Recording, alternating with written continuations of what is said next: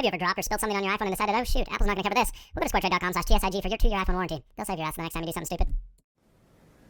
Hello YouTube, this is Quinn, that's Snazzy iPhone Guy, and this is a retro review for all of you.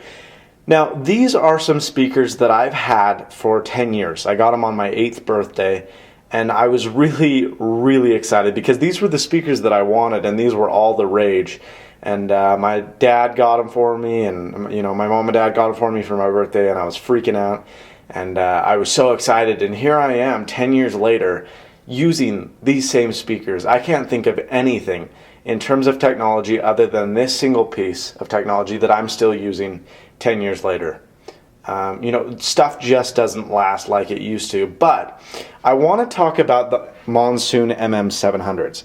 Now, Monsoon was a company who worked directly with Planar Technology Limited. They were based in Canada, and they made what are called these ultra-thin satellite speakers. Now, you don't see these kind of speakers anymore. They've always been in the really high-end music business, and in about '98, they made it to the consumer market for this wicked low deal. And a bunch of people tried to copy it, like Audio-Technica and Shure, I think, did a pair, and I believe Klipsch did, and none of them could replicate the sound that Monsoon made. And that's because Monsoon worked directly with Planar Technology, and what they use is neodymium magnets to produce the sound, and all speakers produce these magnets, or all speakers use magnets to move the driver.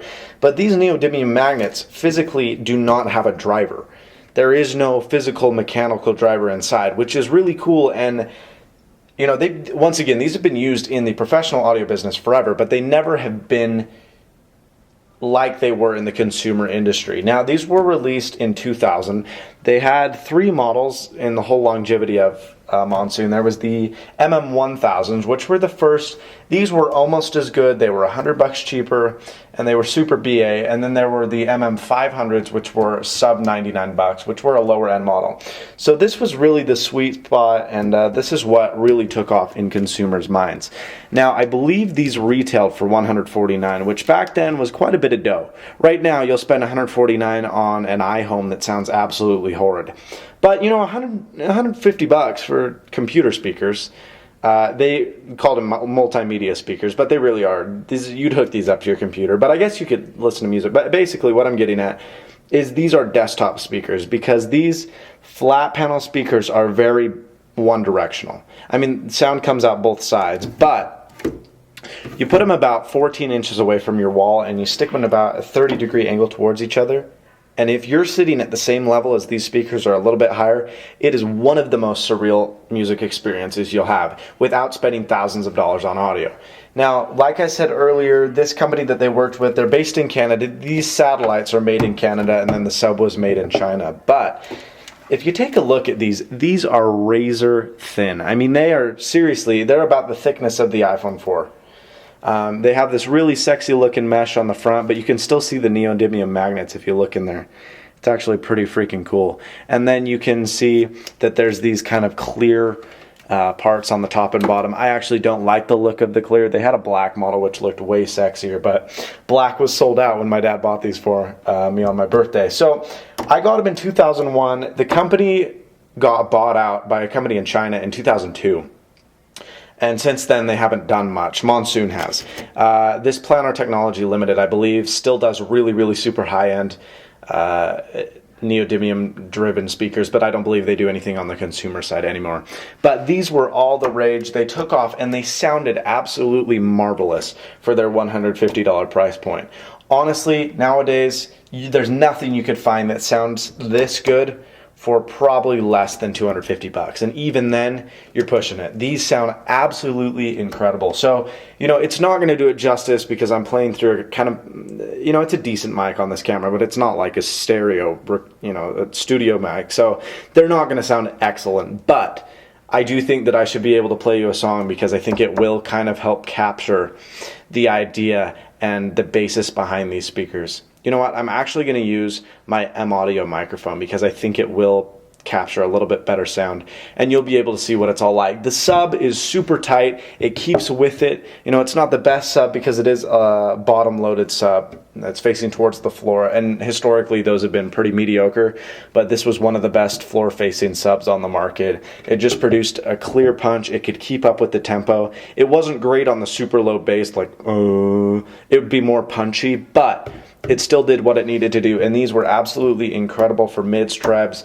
And I'm going to play a few different songs for you, so you can kind of capture the idea of what these are like. But absolutely, without a doubt, acoustic, classical, stuff like that just sounds incredibly good. And actually, hip-hop, electronica, and a few of those other genres that are popular lately actually do sound pretty good on these, especially because the sub is pretty tight.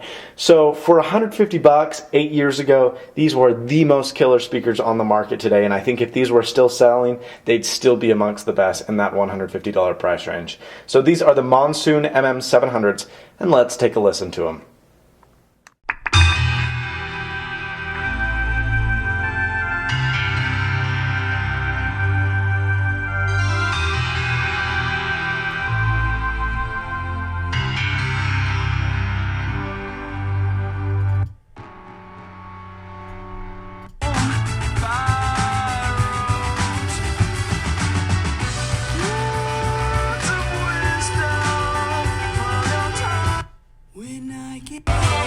So many wars, settling scores, bringing us promises.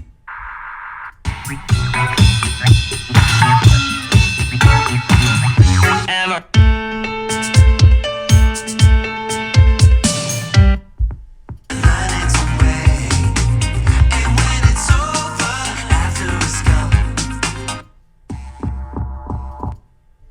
Possess your heart.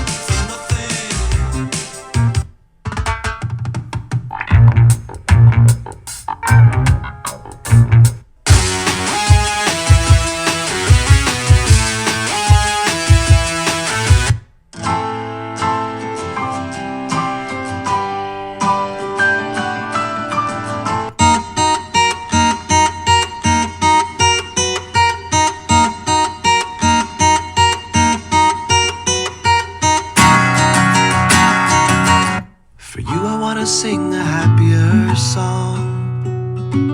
For you I wanna try to